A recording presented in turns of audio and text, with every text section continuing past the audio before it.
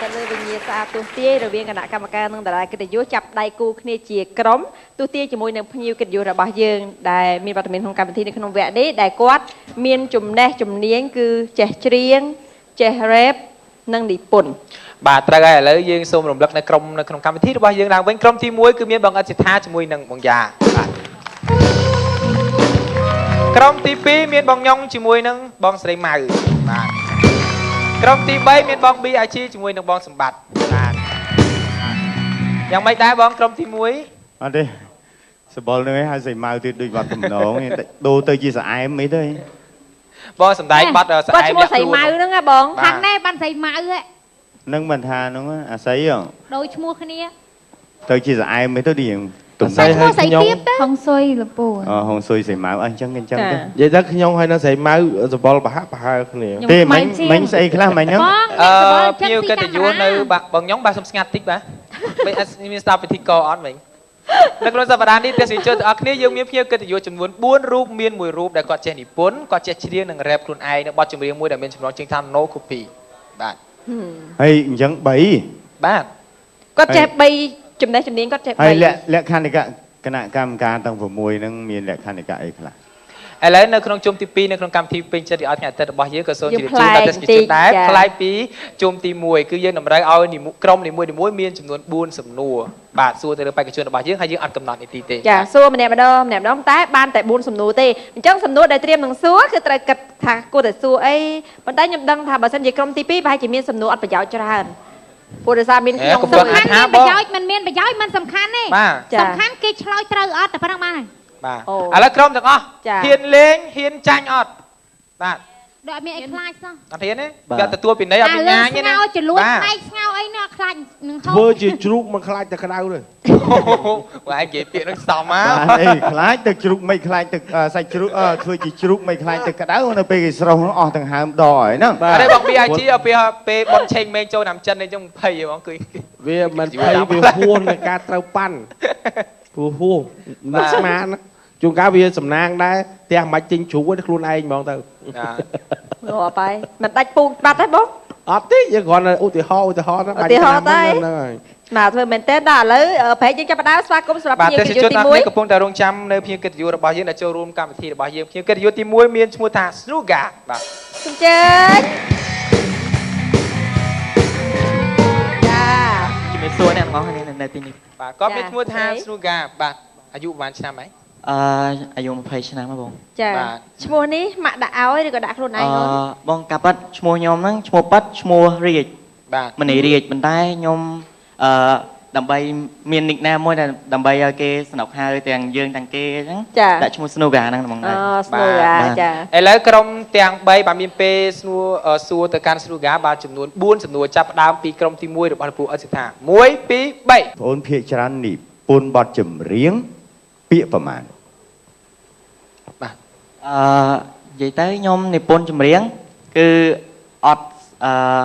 សូវបដោតលើពាក្យឯងនិពន្ធចម្រៀងច្រើនតែបដោតទៅលើមនោសញ្ចេតនាហើយនឹងអារម្មណ៍ដែលយើងគិតថាត្រូវប្រហែលព្យាង្គត្រូវប្រហែលព្យាង្គអាហ្នឹងស្រេចតែយើងមានអារម្មណ៍ធ្វើហ៎បងចាបាទក្រុមទី2ក្រុមទី2បាទនិយាយរួមទៅអ្នករ៉េបភាគច្រើនអ្នកតន់សួរណានិយាយតែខ្ញុំឯងអ្នករ៉េបភាគច្រើនមានហើមក្បាលធំក្បាលធំមានហើមហើយចូលលក់បាក់ឡូវវិញបែបខ្មៅអញ្ចឹងខ្ញុំក៏រ៉េបដែរបើខ្ញុំខ្មៅដែរចាហើយរ៉េបអីរ៉េបតែរ៉េបបឹងតពាំងណានេះចង់ខ្មៅជាប់ផងនេះចង់សួរថាលីអូពណ៌អីអូនអាហ្នឹងខាតមួយសំណួរណាអត់ប្រាប់ទេអីអត់ទេ4សំណួរបងឯងសួរខាតខាតទេអូនអ្នករ៉េបអ្នកដែលគេចូលចិត្តរ៉េបគេចូលចិត្តលេងពណ៌លីអូស្បៃបងអត់ចូលចិត្តគេចូលចិត្តអ្នកសួរឯងអ្នកលួតរត់ហើយបងកូនគេតែ20ឆ្នាំទេបងឯងក៏ធ្វើចឹងចូលមានស្អីអត់ឯងអត់យល់ទេអ្នកដែលគេរ៉េបគេចូលចិត្តលេងពណ៌ខោអាវដើម្បីឲ្យឆើតត្រូវហើយខណោគេថាតើកណាយើងសួរអញ្ចឹងមួយសំណួរសំណួរត្រូវឆ្លើយមកសំណួរតាពណ៌អីអូនអត់ស្លៀកពណ៌ខៀវបងណ៎គេលេងពណ៌ឃើញទេគេស្លៀកមួយបែកជើងមើលបែកជើងគេពណ៌នេះបាទក្រុមទី3វិញបាទចាក្រុមទី3ក្រុមទី3ក្រុមយើងហ៎ហ្នឹងហើយក្រុមហ្នឹងហើយបងឯងជាអ្នកចេះរ៉េបតែបងឯងទីអត់ត្រូវខ្មាស់គេបង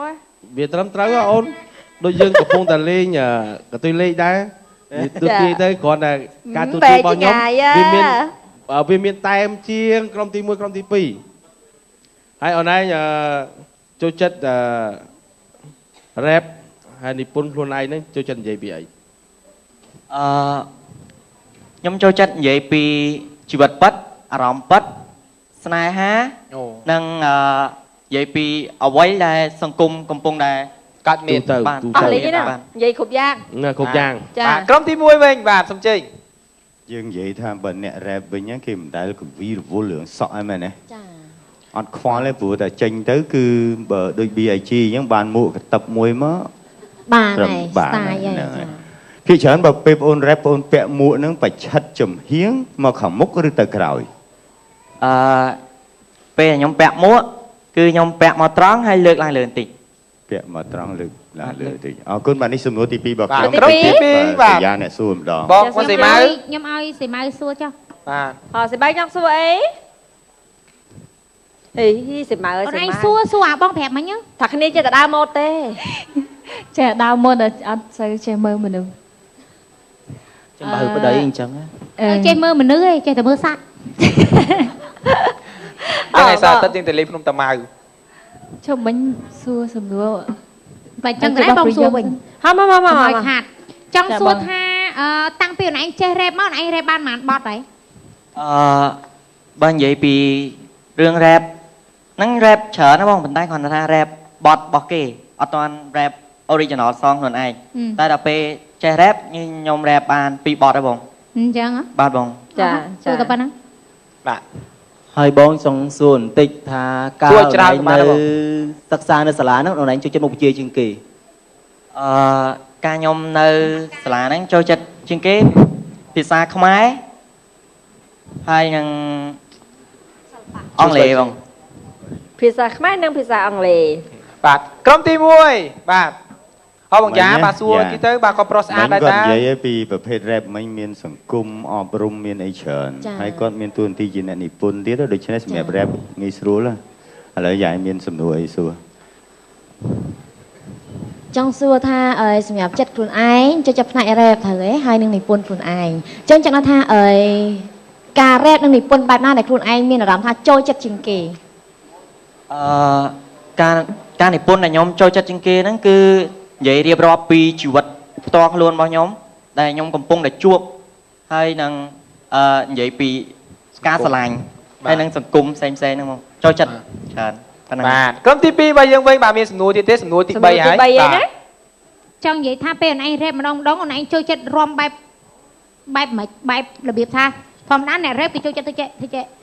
ឬមួយក៏មួយទៀតគេចាក់ក្បាច់អាក្បាលមកមុនជើងបះឡើងលើឥឡូវអាចធ្វើ style rap តិចបាទតោះជួយបញ្ចេញបន្តិចបាទធ្វើ style ណាអត់បញ្ចេញទេណាបាទតោះ1 2 3បាទយីចាំមានបាក់អីខ្ញុំបញ្ចេញដែរណែអត់អីច្រើនហ្មង rap ចូលចិត្តតែប៉ុណ្ណឹងកវែងតែរៀបដៃទៅបងស្មានឯងជូតផ្ទះហ្នឹងឥឡូវសូមម្ដងទៀតបាទសូមភ្លេងនេះមក1 2 3គាត់ធ្វើកាយវិការយកហ្នឹង style គេឥឡូវក្រុមទី3ម្ដងបាទហើយនៅពេលដែលយើងមិនទាន់ខ្លាយខ្លួនជាអ្នក rap ហ្នឹងចង់សួរពីចម្រៀងវិញ R&B slow ហើយនឹង pop អូនឯងចូលចិត្តមួយណាខ្ញុំចូលចិត្ត R&B ហើយនឹង R&B លាយ pop បាទឥឡូវសំណួរចុងក្រោយចាប់ផ្ដើមពីក្រុមទី1វិញបាទសតតែមួយសំណួរទៀតទេបាទសូមជើញបាទចាបងនៅសល់ចំនួនចុងក្រោយសំណួរចុងក្រោយបាទ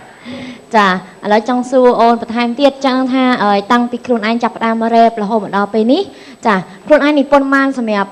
បទខ្លួនឯងបានប្រហែលបទហើយអត់ទេគាត់ចេះនិពន្ធបទចម្រៀងទៀតទេមិនមែនតែ rap ទេណាចាចង់ដឹងថាគាត់ចេះនិពន្ធបទចម្រៀងបានប្រហែលបទហើយនិពន្ធបទចម្រៀងតាំងពីខ្ញុំចេះនិពន្ធហ្នឹងមកខ្ញុំនិពន្ធបាន2បទសម្រាប់បទចម្រៀងបាទបោះខ្លួនឯងហ្មងអញ្ចឹងមុនមិញ rap 2បទបទចម្រៀង2បទបាទបងវាមានទាំង rap មានទាំងចម្រៀងក្នុងហ្នឹងតែម្ដងហ្មងអរគុណបាទក្រុមទី2ខ្ញុំចង់សួរថាចូលចិត្តrap បែបជាភាសាអង់គ្លេសឬក៏ជាភាសាខ្មែរ ខ្ញុំចូលចិត្ត rap ជាភាសាខ្មែរច្រើនជាងអង់គ្លេសអង់គ្លេសលាយតិច មិនតិចបាទ មកវាអត់ចេះនោះអង់គ្លេស សំណួរចុងក្រោយក្រុមទី3បាទសូមជើញ នៅពេលដែលយើងចូលចិត្តធ្វើបទចឹងនិពន្ធបទចឹង បាទ ហើយដឹងថាខ្លួនឯងសំលេងអញ្ចឹង ទៀត មានទៅអនុវត្តនៅផ្ទះហ្នឹងធ្វើជាមួយនឹងអីខ្លះដើម្បីឲ្យសំលេងខ្លួនឯងល្អ ខ្ញុំពេលនៅផ្ទះខ្ញុំចូលចិត្តស្ដាប់ YouTube ហ៎បងស្ដាប់ចម្រៀងដែលពីបរទេសឬក៏ពីខ្មែរយើងហ្នឹងស្ដាប់យកមកហើយរៀន rap ដែលសំឡេងរបស់គាត់ដែលល្អហ្នឹងគឺខ្ញុំរៀនច្រៀងរៀន rap តាមពួកគាត់ហ្នឹងជាពេលដែលខ្ញុំចង់ផឹកឡើងហ្នឹងបងចូលចិត្ត rap ដើម្បីឲ្យរបៀបថាអ្វីដែលយើងអត់ទាន់មានហ្នឹងធ្វើម៉េចឲ្យដូចគេឲ្យល្អដូចគេឬក៏ល្អលើគេអញ្ចឹងទៀតហ្នឹងបងបាទដើម្បីអ្វីដែលខ្ញុំខំ ហើយអ្នកដែលអូនឯងចង់ធ្វើត្រាប់តាមហ្នឹងឈ្មោះអីគេ ខ្ញុំចូលrap ចូលលើសំណួរនេះ rap ខ្ញុំចូលចិត្តTiga Chris Brown ហើយបើចម្រៀងវិញខ្ញុំចូលចិត្ត JB ហើយ Bruno នឹងសួរបែបស្មាគេចូលចិត្ត rap អរគុណច្រើនបាទសូមអបអរសាទរដល់គាត់ទាំងអស់គ្នាបាទអនុញ្ញាតសម្រាប់សិនបាទសូមជួបជាមួយនឹងភ្ញៀវកិត្តិយសទី2របស់យើងមានឈ្មោះថា Tempo យើង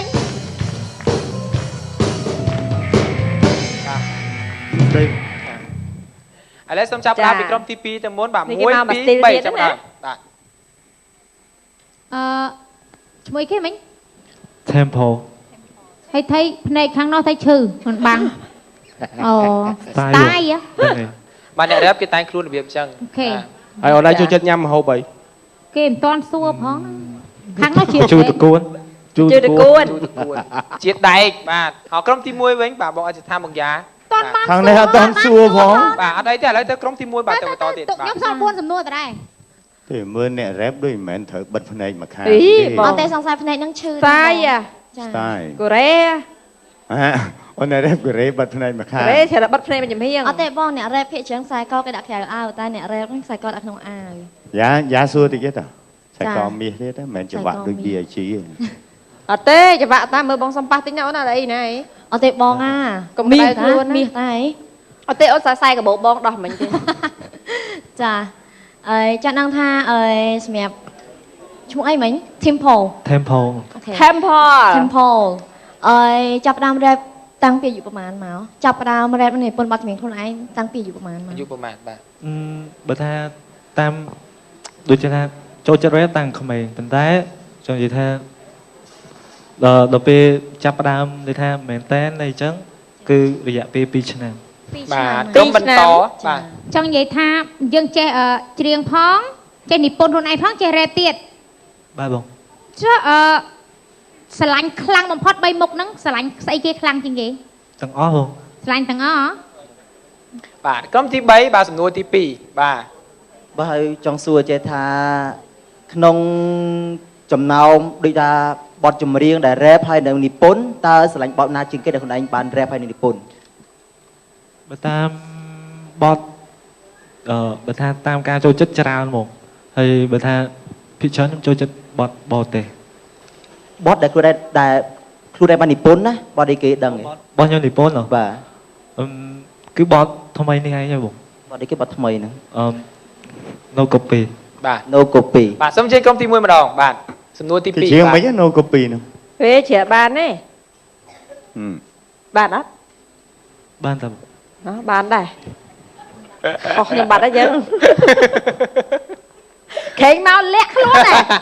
ដែរមកលាក់ខ្លួនមក បាទឥឡូវសូមសួរសំណួរផ្សេងបាទសូមជើញ សួរសំណួរផ្សេង ចា រត់ចូលទឹកនៅ អត់ទេប្រហែលឆៃបងរត់សួរគាត់ឡើងភ័យ អូនបងនៅឆ្ងាយភ្នែកបងរឿងវ័យចំណាស់ហើយ បាទបង ក៏បើឃើញ ខ្ញុំពេទ្យជាតិតែមួយខាងហ្នឹង ហ្នឹងហើយបង មួយខាងហ្នឹងមានប្រមាណកវលប្រហែលជួយរាប់តិចមើល មាន2បាទ1 2 មួយពណ៌ខ្មៅមួយ មា ព ន ណ៌ ក ស វលផ្សិតកវលអីទៀត នេះកវលម៉ាក់អីលើ ប្រហែលទៅដល់បងឃើញទុកចោលយកពាក់ទៅ អូនចាប់អាជីពជាអ្នកនិពន្ធ2ឆ្នាំឬក៏ចាប់ផ្ដើមប្រឡូកឲ្យប្រិយមិត្តមហាជនទទួលស្គាល់នេះសំណួរទី2ណា បាទសំណួរទី2 ភាគច្រើនតើបងអូនចូលរួមកម្មវិធីបានច្រើនដែរឬទេ អ ដូចច្រើនដែរបងប៉ុន្តែខ្ញុំចូលជាលក្ខណៈបែប event តូចៗតាមសាលាតាមអីចឹងបង បាទសំណួរទី2ក្រុមទី2បាទ អរគុណតន់បានសួរមួយឥឡូវឯង ដូចអត់ទាន់ចង់ដូចខ្ជិលចង់សួរព្រោះអីអាចប៉ានស្មានដឹង អូ ចា តែពីររូបទៀត ព្រោះអីប្រហែលជាមិញហ្នឹងអាចភ្លេចខ្លួន ប្រហែល អត់ទេនិយាយរួមទៅមុនឡើងកម្មវិធីហ្នឹងពួកគាត់ចេះជំនាញកុហកមកតាំងពីផ្ទះហើយ អញ្ចឹងហ៎ ចា ខ្ញុំចឹងដែរចូលចិត្តជំនាញបោកគេដែរ ចា ចង់សួរបន្តិចចាយើងបែងចែកដាច់ដែររ៉េបតសេផងរ៉េបផងនិពន្ធបទផងចង់និយាយថាថ្ងៃណាយើងធ្វើអីថ្ងៃណាយើងធ្វើអី បាទមាន schedule អី បាទអាហ្នឹងប្រកាសជាបានទេបងព្រោះអីយើងចូលចិត្តណាអញ្ចឹងទៅយើងធ្វើបានអញ្ចឹងណាទាំងច្រៀងទាំង rap ទាំងនិពន្ធអីចឹង ឡើងប៉ុស្តិ៍ប៉ុន្មានដងហ៎ ច្រើនដងហើយណា បាទ ប៉ុស្តិ៍អីខ្លះហ៎ប៉ុស្តិ៍បលីអីទៅ មួយឯង សួរសរុបមកអូភ្លេចខ្លួន បាទជាបន្តទីក្រុមទី3បាទ ហើយសម្លៀកបំពាក់ដែលអូនឯងចូលចិត្តក្រៅពីឈុតហ្នឹងនៅផ្ទះចូលចិត្តស្លៀកអី ស្លៀកក្បិនបង មិនទៅចឹង សិក្បិន អូគេចូលចិត្តដើរទូលខោន របស់គេ បាទ គេ ហើ ចូល យ ចិត្ត សំណួរចម្លើយនេះច្បាស់តែម្នាក់ហ្នឹងហើយតែចូលចិត្តស្លៀក ហើយ បា ពេល ត់ លៀកក្បិនមិនធ្វើបត់ចាញ់មែនទេ ហ្នឹងហើយ ហ្នឹងហើយបងណាមួយវាជារបស់ខ្មែរអញ្ចឹងទៅ អូ វាមាន power ជាតសញ្ញាណ អូ ខ្មែរ power ឥឡូវក្រុមទី1ម្ដងបាទសំជ័យ ស្នាដៃនិពន្ធបទចម្រៀងសម័យរបស់ប្អូនមកដល់ពេលនេះបានប្រមាណបទហើយ បាទ ទីបាន99បាត់ទេអូនណា ដូចជាបានបើថាច្រើនដែរបងតែដូចថាបើជាលក្ខណៈដែលល្អគឺអត់តវាមានតិចមានមួយបាតពីរបាតចឹង ហើយមិត្តអើយ ក្រុមទី2ជាបន្តបាទ ពេលដែលឡើងស្ថានីយ៍កម្មវិធីចូលចិត្តយកបទអីបទណាដែលទៅរ៉េប ហ្នឹងហើយ បទអីដែលរ៉េប ដែលយកមករ៉ែ ចូលចិត្តបទអី Slow ឥឡូវកាត់ចូលចិត្តបទអីជាងគេដែលយកទៅឡើងសម្ដែងលើវេទិកាបាទ ពីច្រើនខ្ញុំចូលចិត្តយកបទខ្លួនឯងចឹងបង ហ្នឹងចប់តោះក្រុមទី3 អូនឯងធ្វើបត់ហ្នឹងគឺនិពន្ធរ៉េប អានេះ ធ្វើ ស្រួល ប យក ទ ក្រោ នឹង យបាទ ធ្វើបទអី BIG ទាំង ធ្វើ រ៉េ ប ប ទនឹង ទាំង no copy ហ្នឹងណាហើយអូនឯង edit ខ្លួនឯងទៀតអត់ ហ្នឹងហើយបង អូនឯងប្រើកម្មវិធីគេ កម្មវិធីកាត់តវីដេអូ ឈ្មោះអី អេបងលើឲ្យក្រុមទី1ម្ដងបាទចាញ់លើឲ្យក្រុមទី1បាទសំជ័យ ចាអើយសម្រាប់ តែភ្លេចខ្លួន សំណួរចុងក្រោយបាទ និយាយទៅមិញបើឆ្លើយមិញល្អត្រូវហេបងចា ចា មិញបើ មក គាត់ឆ្លើ ពី យសំណួរ លើ បង ហ្នឹង BIG ឥឡូវសួរឥឡូវយើងយកសំណួរហ្នឹងសួរតែហ្មងទៅ អត់ទេបងដូរសំណួរ ដូរសំណួរ ជា copy បងBIG បាទ ចាជាមួយនឹងប្អូនប្រុស Temple បាទបង ចាមានកំណត់យ៉ាងម៉េចបានបង្កើតជាមួយនឹងបទចម្រៀង No Copy ពីព្រោះ ចាំអារម្មណ៍ខ្លួនឯង ចង់និយាយពីការនិពន្ធបទហ្នឹងឬក៏មិនបង ចង់និយាយពីចំណាប់អារម្មណ៍ខ្លួនឯងនឹងនឹកឃើញមិនបានខ្លួនឯងបង្កើត idea compose ជាមួយនឹងបទចម្រៀង No Copy ឡើងនឹកឃើញមិនឃើញស្ថានភាពសពថ្ងៃមិនឬក៏យល់ពីអារម្មណ៍ខ្លួនឯងក្នុងសង្គមមិន ហ្នឹងហើយបងមកពីបច្ចុប្បន្នឥឡូវពីច្រើនដោយសារបទចម្រៀងពីច្រើនចម្លងពីបរទេសអញ្ចឹងខ្ញុំចង់បង្ហាញអ្វី តែថ្មីស្នាដៃខ្មែរបាទ ចា ឥឡូវបាទឥឡូវសូមអរសាទរដល់ភ្ញៀវកិត្តិយសទី2របស់យើងទាំងអស់គ្នាបាទសូមជើញសម្រាប់សិនបាទអ្នកជាជនទាំងអស់គ្នាសូមរីករាយជួបជាមួយនឹងភ្ញៀវកិត្តិយសទី3របស់យើងមានឈ្មោះថា Roger បាទ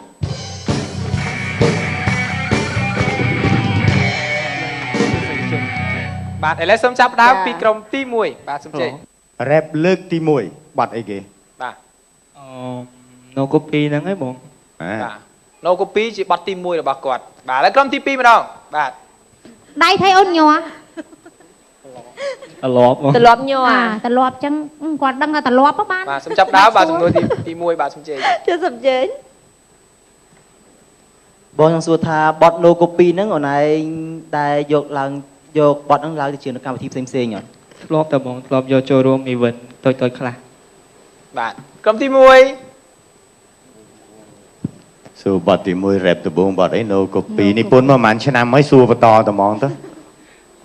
ខ្ញុំធ្លាប់តែនិពន្ធមិនតាដែរ rap ផ្ទាល់ទេបងតែបទហ្នឹងគឺខ្ញុំ rap ផ្ទាល់ និពន្ធឲ្យ rap ខ្លួនឯងទៀតបាទឥឡូវក្រុមទី2ម្ដងបាទ បទហ្នឹងអូនឯងនិពន្ធប្រហែលថ្ងៃ ប្រហែលជាមួយអាទិត្យ បាទក្រុមទី3 ធម្មតា បាទ សំណួរចង់សួរថាក្រៅពីពណ៌ខ្មៅអូនអាចចូលចិត្តពណ៌អី ស បាទក្រុមទី1បាទសំជើ ចា ញ បងរីកៀងមកសួរបទទី1គឺ no copy 3នាក់ហ្នឹង no copy ទាំងអស់ហ្នឹង ចាហើយអើយ បាទនេះជាបាទសំណួរទីម៉ានរបស់បងចាំទេចាំខ្លួន សំណួ ឯ រទី ង 3 បាទ ចាសំណួរទី បាទ 3 Hi Royer ហើយបង អូហាយខាតមួយបាទ អត់ទេប្រែក គ្រាន់តែគេស្វាគមន៍គ្នាក៏មិនបានដែរ កាត់ដែរអត់ទេយ៉ាប់ណាធីកនចាអើយ Royer សម្រាប់បតឲ្យ no copy ឆ្លុះបញ្ចាំងពីអី ខ្ញុំចង់ឆ្លងចាំងពីសង្គមឥឡូវដែលចង់ឲ្យបង្ហាញថាកុំឲ្យមានការចម្លងច្រើនពេកព្រោះយើងត្រូវការបទ original ហ្នឹងបង ចាព្រោះអីយើងត្រូវបង្ហាញបတ်ខ្លួនឯងបើគេលក់ទេគេទិញ copy ច្រើនយកអត់សូវចំណេញដែរ បាទ ទៅ ក្រុមទី2បាទសំជើញបាទ បងឆ្ងល់មិនថាខ្មែរមិនថាបរទេសឲ្យតែមានជំនាញខាង rap ចូលចិត្តធ្វើចេះអាហ្នឹងគេធ្វើទៅអីអូន ដេញមកញ៉ុងចេញ គេចូលចិត្តទេដូចរបៀបថា គេឲ្យចេញ យកចូលចិត្តធ្វើចេះអាហ្នឹងគេ រត់ឯងធ្លាប់សួរ BIG ចា ស្រីញងអ្នកឆ្លើយ ចា ឥឡូវស្រីញងសួរ Royer មិនរត់ឯងឆ្លើយជំនួស អត់ទេខ្ញុំអត់តន់ឆ្លើយខ្ញុំគាត់ប្រហែល អូ ខ្ញុំហើយនឹងនិយាយរួមស្រីញងមិត្តភក្តិគ្នាហ្នឹង មិត្តភ័ក្តិ ចា មិនតែចាប់កម្មវិធីចាប់កម្មវិធីដឹងហ៎ បោកដល់ អត់អីបាយថ្ងៃ អ មួយ ត់តន់ គ្នា ឆ្លើយ ដល់ អត់តន់ឆ្លើយទេ អត់ឆ្លើយ បងចង់ដឹងថាហេតុអីបានចឹង មកពីយើងត្រឡប់នៅពេលកន្លែងធ្វើភ្លេងយើងមានអាឌីសមួយសម្រាប់កូនហ្នឹងបងអញ្ចឹងត្រឡប់ កូនភ្លេងយ៉ែ ក្រុមទី3បាទសំណួរទី3បាទ ហើយបទចម្រៀងដែលអូននិពន្ធហ្នឹងគឺបងបានស្ដាប់ហើយឃើញថានិយាយពីសង្គមទូទៅចង់និយាយថាពេលដែលយើងធ្វើបទយើងចូលចិត្តនៅពេលវេលាទីកន្លែងបែបណាខ្លះ ស្ងប់ស្ងាត់ហើយនឹងពេលយប់ ចាំពេលថ្ងៃធ្វើឲ្យបានអូនណា អត់ចូលចិត្តធ្វើពេលយប់ ក្រុមទី1បាទសំណួរទី4បាទសំណួរចុងក្រោយបាទ មិញព្រាមសំណួរឲ្យភ្លេចបាត់ ស្លុតពេលពិធីករស្លុតពេលភ្លេច បើសិនជាបងឲ្យបងអូនប្រុសលាត់អាវហ្នឹងជាសំណួរអត់ បាន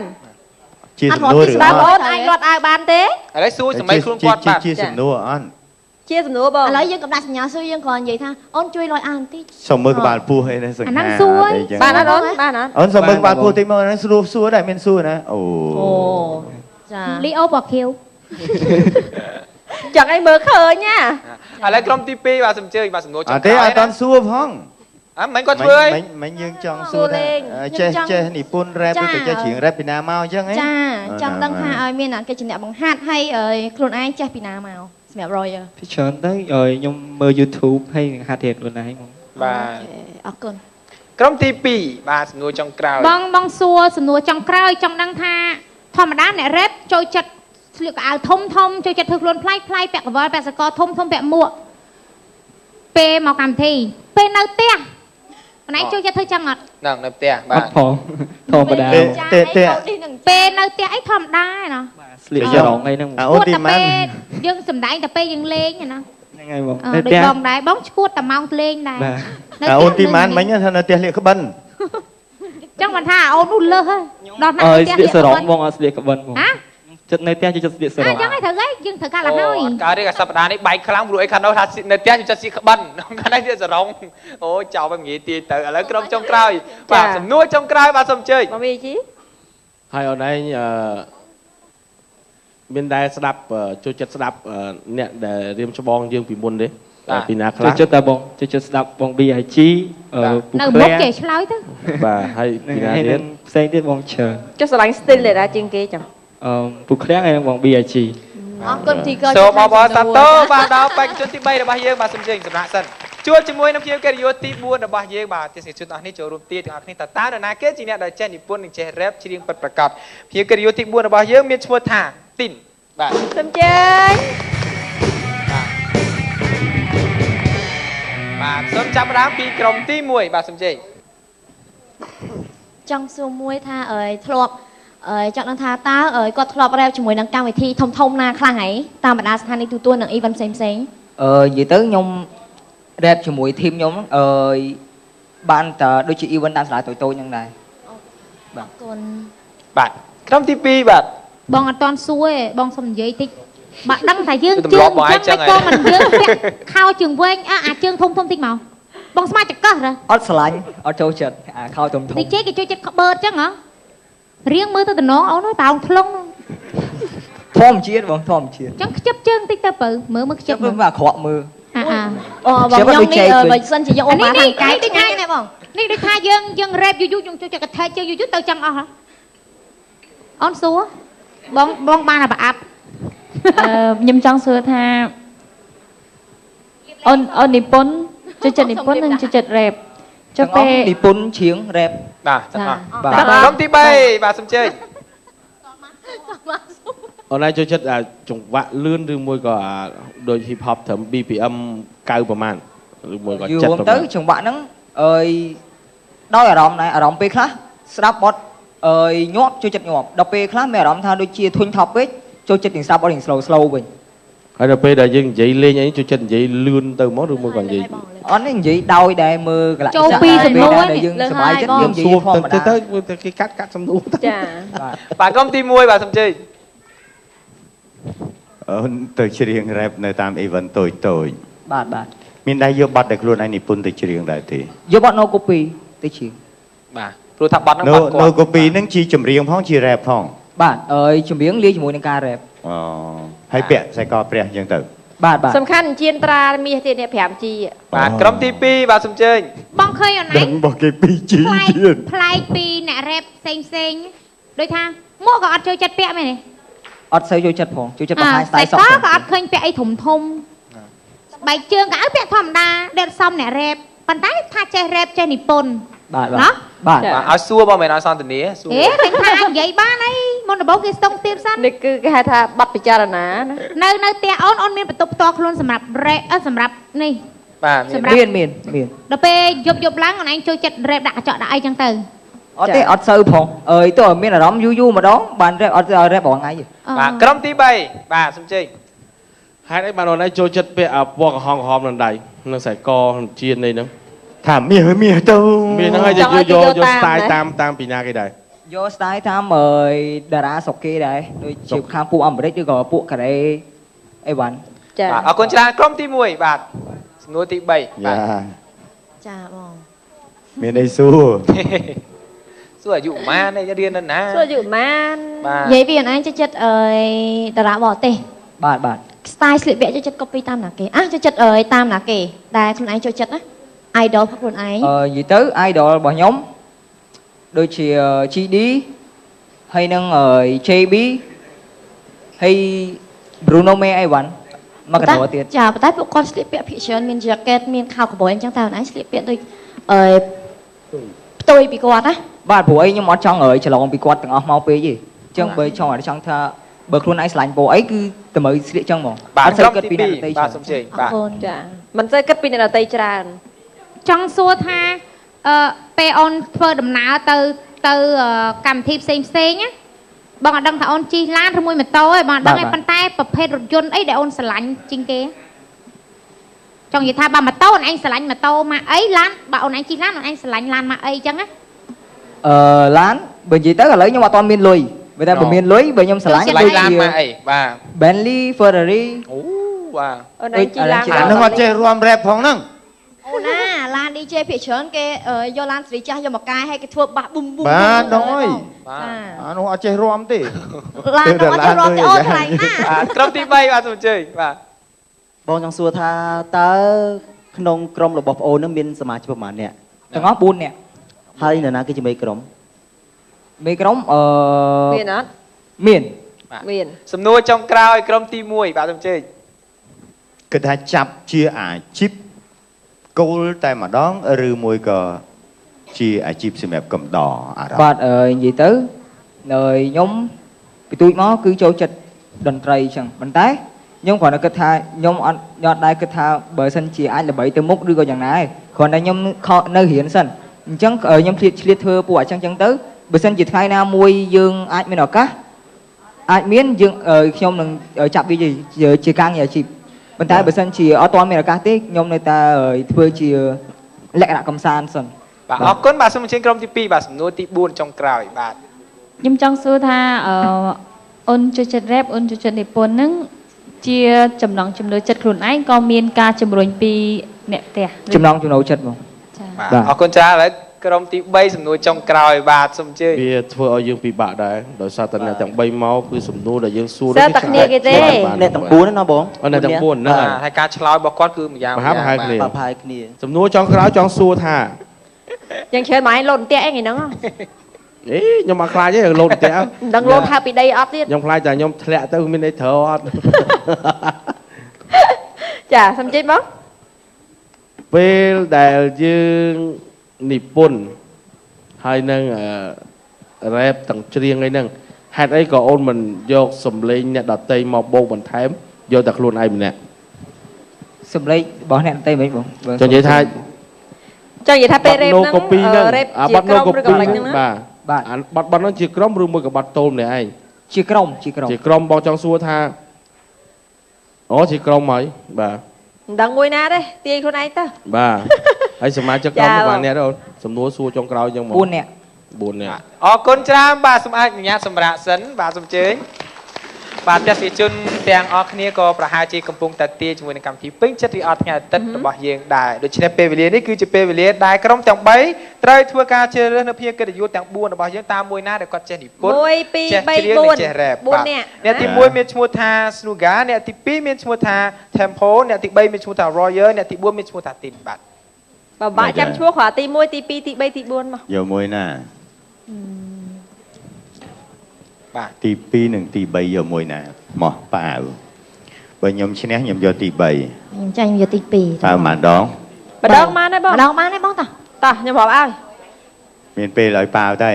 ចា បាទ ខ្ញុំរាប់ឲ្យតោះ សូមអញ្ជើញ 1 2 3 អូ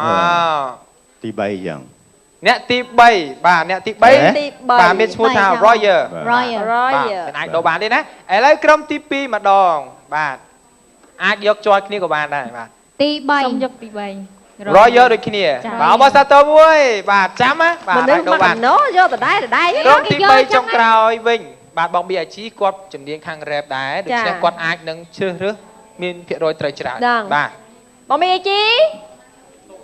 អូយយ៉ាងច្រើនលោតផ្ទះ បាទនៅ 20 សល់ ទេ បេក្ខជនទី1ទី2និងទី4 ខ្ញុំទុកឲ្យដៃគូរបស់ខ្ញុំនឹងគាត់ អាចជ្រើសរើសទី3ក៏បានដែរបាទ បេក្ខជនទី3ឈ្មោះ Royer បាទ ទី Royer 4 Tin ហើយទី2នឹង Temple ហើយទី3នឹង Snowga និយាយទៅខ្ញុំ យ៉ាប់ដែរណាទី2លាកក្បិននៅផ្ទះទី3លាកសរងណា បាទទាយបាទ បាទ ពាក្យសម្ដីពិបាក ស៊ី ដែរ ម៉ោងដល់ហើយបង និយាយទៅដូចគ្នានិយាយ ដូចគ្នា បាទ ឥឡូវបើគេនាំនេះយកទី3 យើងទី3ដែរឬខុសទាំងអស់គ្នាពីនេះ ខុស ក៏ ទាំងអស់គ្នា ចុះបើពួកខ្ញុំខុសទាំងអស់គ្នា ខុសទាំងអស់គ្នាទទួលពីនៃទាំងអស់គ្នាឈ្នះទាំងអស់គ្នាបាទ តែបើពួកខ្ញុំត្រូវទាំងអស់ បើ គ្នា ត្រូវទាំងអស់គ្នាពីនៃបង្រួត បដិពិធីកពិធីការនី វាមិនដែរថងថាលើឆាកមានពិធីក2នាក់ ចាំទុកថាកម្មវិធីនីមួយៗមានអ្នករៀបចំនិងដឹកនាំកម្មវិធី ចា៎ អ្នកស្រែកលើអ្នកដឹកនាំកម្មវិធី ចា៎ ពីកវិធីការនេះដូចមិនដែលត្រូវអីសោះ ខ្ញុំអត់ទេបងព្រោះ ត្រូវតែម្ដងគត់ថ្ងៃមួយមកហូបសមុទ្រ បោបង្រួតពឺតជាងគេបាទឥឡូវច្បាស់នៅបាទក្រុមទី3បាទឥឡូវខ្ញុំរាប់ហើយណា1 អត់ទេខ្ញុំមិនមែនថាយកទី3ណា បាទយកមួយណាឥឡូវបាទ អាដូរទៀតណាបង ឥឡូវ អត់ដូរគាត់ថាយកទេ គាត់ថាសួរ បាទ ឧទាហរណ៍បើពួកខ្ញុំឈ្នះទាំងអស់គឺអ្នកណា បើបងឯងឈ្នះចុងកម្មវិធី producer បើកលុយទៅផ្ទះហើយបើបងចាញ់បងឡើងមកលើឆាក ព្រោះ ហ្ម ថា ង អ្នកទាំង4អំបញ្ញមិញបង្ហាញមកគឺខ្ញុំមើលការស្លៀកពាក់វាមាន3នាក់ដែលដូចហើយម្នាក់ទៀតហ្នឹងមិនសូវដូចទេ តែពាក់តែក៏ប្រាស់ហ្នឹងហ្មងខ្ញុំយល់ថាបងឯងចាប់អារម្មណ៍អ្នកហ្នឹង មានម្នាក់ដែលឈ្មោះ Temple បង Temple ព្រោះគាត់ហេតុអីបើយក Temple ហ្នឹងដូចជាប្រាសាទអីចឹងហើយគាត់និពន្ធហើយគាត់គិតអីណាវែងឆ្ងាយទៀតណា បាទ ត្រូវទេបងគិតចឹង បាទត្រឹមត្រូវបង ហ្នឹងហើយការស្លៀកពាក់គឺការគេបំភាំងភ្នែកយើង បាទ ហើយគេមិនសូវជានិយាយទៀតអ្នកហ្នឹងលំនិយាយរឿងឆ្កងឆ្កុយទៅគេហ្មង ចា កុំចេះតែថា បង អ្នក ថា ហ្នឹងហើយអ្នកប្រាប់ថានិ គេ ពន្ធ បង ប យក ទ ទី2ដូចគ្នា អនឡាញថាសម្រាប់យកទី2ដែរ បាទទី បងថាយកទី2 2បាទ បាទឥឡូវសម្រាប់ឯណាយកអ្នកទី 3 2 ក្រុម បាទ ទី2ទី3មួយក្រុមនិងទី2មួយក្រុម បាទមានទី2មានឈ្មោះថាអីបងចាំហ៎ Temple Temple បាទ Temple បាទឥឡូវទស្សនិកជនទាំងអស់គ្នានៅតាមគេថាពេលវេលានេះលោកអ្នកក៏កំពុងតែចូលរួមទាទាំងអស់គ្នាដែរវគ្គក្រោយនឹងបង្ហាញជូននៅបេក្ខជនពិតវគ្គនេះអនុញ្ញាតសម្រាប់មួយផ្លិតសិនបាទ